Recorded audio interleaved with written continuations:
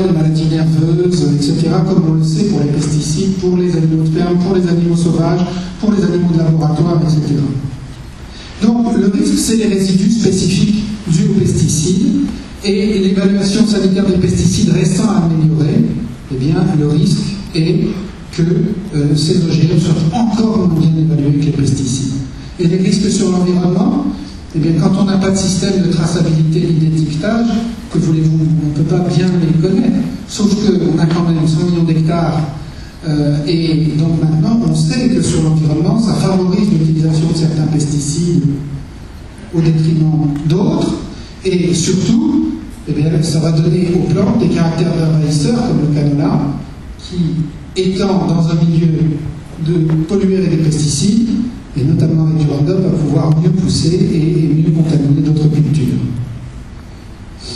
Alors depuis 2003, la bonne nouvelle, c'est que les États-Unis savent trier les OGM, donc vous pourriez en profiter. En tout cas, nous, on en profite, et donc on prend plutôt ceux qui viennent non-OGM des États-Unis. Parce qu'on n'aime pas trop les plantes à pesticides. Et il y a 150 pays du monde qui commencent à faire pareil. Voilà, donc le comité de recherche et d'information indépendante sur le génie génétique que j'anime avec Corinne Lepage, je voudrais remercier tous mes collègues qui ont contribué à ces études. Il est favorable à l'utilisation du génie génétique, mais maîtrisé. Donc on n'est pas contre le génie génétique, on pense simplement qu'il est mal maîtrisé par l'homme aujourd'hui pour des raisons économiques et que ça crée des risques sur la santé. Et donc que les liens économie-santé sont extrêmement forts dans ce dossier. On est pour la recherche sur les OGM, leur efficacité, l'analyse de la stratégie du but, et on juge indispensable l'analyse scientifique sérieuse de leur évaluation et de leur traçabilité. Et on voit qu'il y a des lacunes énormes dans le dossier. On est favorable à des tests sur les animaux, même pour ceux qui sont contre la vérification ou contre l'expérimentation animale, ils doivent remarquer que ces OGM sont faits pour nourrir des animaux, donc autant prendre le sang au premier qu'ils ont mangé pour savoir si on va pas rendre des autres malades. Et on est favorable à tout cela pour le bénéfice du citoyen, de l'alimentation et de la science. On pense que c'est ainsi qu'on rendra service aux biotechnologies, parce que des brouillons de biotechnologie, ben ça s'il n'est pas de biotechnologie. En fait, quand les biotechnologistes et les producteurs d'OGM se réunissent en Europe, ils disent on a perdu l'Europe avec 0,05% d'OGM, parce qu'ils ont commencé par un OGM brouillon qui contenait un gène de résistance à un antibiotique et qui était mal évalué sur la santé. Et si vous voulez en savoir plus, vous avez quelques références scientifiques que je vous présente ici. En tout cas, je crois que tous ensemble, nous pourrons y arriver, que tout ça n'est qu'un tout petit délai dans l'histoire de l'espèce humaine, dans l'histoire des sciences. On s'en rend compte, on améliore, on procède par tâtonnement, tout ça est normal.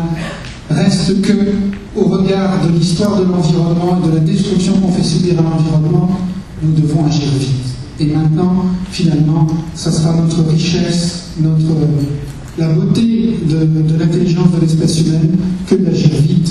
Et je vous remercie d'y participer et je vous souhaite une bonne soirée.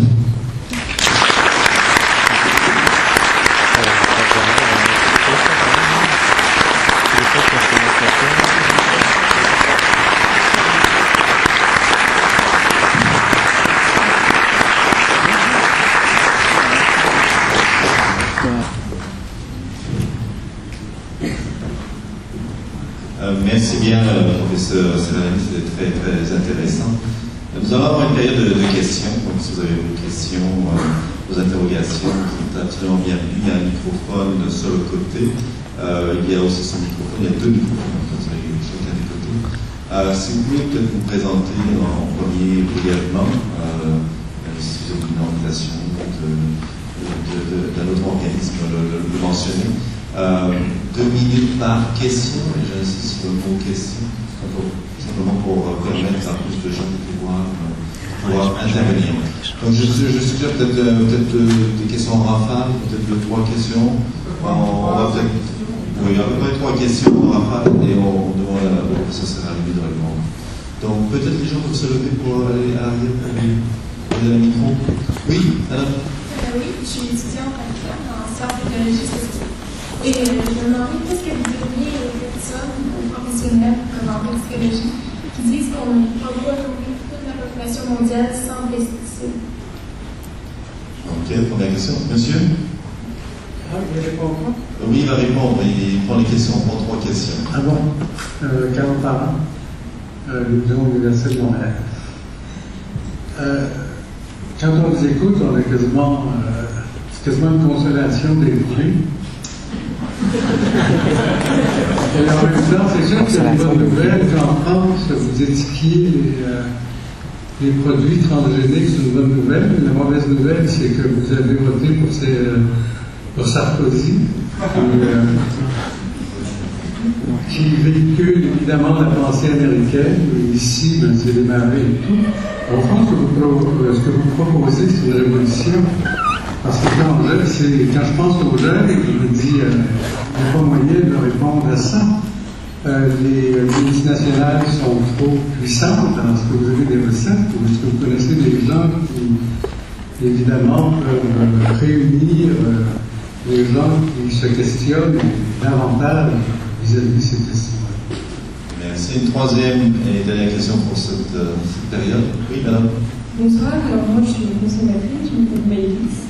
De cette présentation très intéressante, en fait, j'ai retenu que les OGM, c'est surtout un processus qui permet d'enrichir les grosses boîtes multinationales et que ça pose un énorme problème de pollution diverse et qu'il y a une solution, enfin en tout cas une piste de solution par rapport à l'agriculture, c'est d'implanter l'agriculture biologique. Vous l'abordez dans des conférences, il y a des experts, notamment de la FAO, des Nations Unies, qui vont dans le même sens, qui expliquent que les OGM, c'est pas une solution pour la fin du monde, que l'agriculture biologique a tous les avantages de l'agriculture conventionnelle sans les effets négatifs, et que c'est une bonne solution.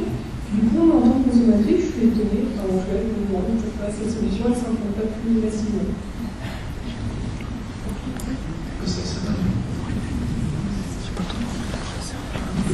Merci pour ces questions-là.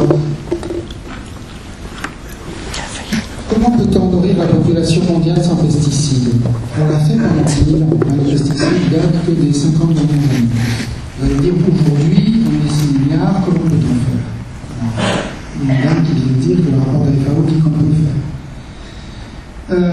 Ce qu'on peut faire, en tout cas, c'est augmenter l'agriculture biologique qui n'utilise pas de pesticides. Mais ce qui est certain, et ça répond en même temps à la troisième question, c'est que vous avez vu, on a 4 plantes qui nourrissent 60% de l'humanité.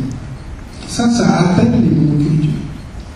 Les monocultures sur des centaines d'hectares, ça appelle les pesticides, parce que vous ne pouvez pas cultiver sur des centaines d'hectares et des centaines d'hectares la même plante sans mettre de pesticides. Pourquoi? Parce que c'est un phare allumé dans la nuit pour les parasites. Les insectes adorent, alors ça vient plat, ils passent à table. En fait, les insectes, ils n'aiment pas tellement entrée, fromage, dessert. Ils aiment qu'on leur donne une chose et tout le temps. Les insectes qui mangent le maïs ou le blé, ils aiment que le maïs, et puis c'est d'autres qui aiment le blé. Et quand vous leur mettez des polycultures, ils se battent entre eux, parce qu'il y a ceux du maïs, ceux du blé, ils se regardent en chine de faïence, et il y en a moins qui viennent, et puis les arômes de l'un repoussent le parasite de l'autre. Donc les polycultures demandent moins de pesticides. Ça a été montré, et sont plus productives en totalité, mais moins productives par plante. Donc, qu'est-ce que nous disent les spécialistes? Ils nous disent que si, au lieu de pousser les 4 grandes plantes, parce qu'on dit que la population humaine manque de ressources, donc on a 2 choix: ou on pousse les 4 grandes plantes en essayant de les surproduire, ou en donnant des aides à l'agriculture intensive, c'est ce qu'on va faire avec les OGM, ou on passe aux polycultures et à l'autonomie relative de chaque continent au niveau des cultures. C'est-à-dire qu'on arrête de prendre des fraises d'Argentine ou du soja américain pour aller en Europe. Je veux dire, on peut être autonome. C'est des accords politiques et pas des nécessités agricoles. Il faut bien comprendre qu'on a des subventions pour limiter les cultures de soja en Europe et pour augmenter d'autres cultures. Donc, parce qu'on prend le soja américain et qu'on a signé des accords économiques. Donc, parce qu'on a dit que vous allez comme ça nous prendre le vin de fromage. Donc, tout ça sont des accords politiques et on a des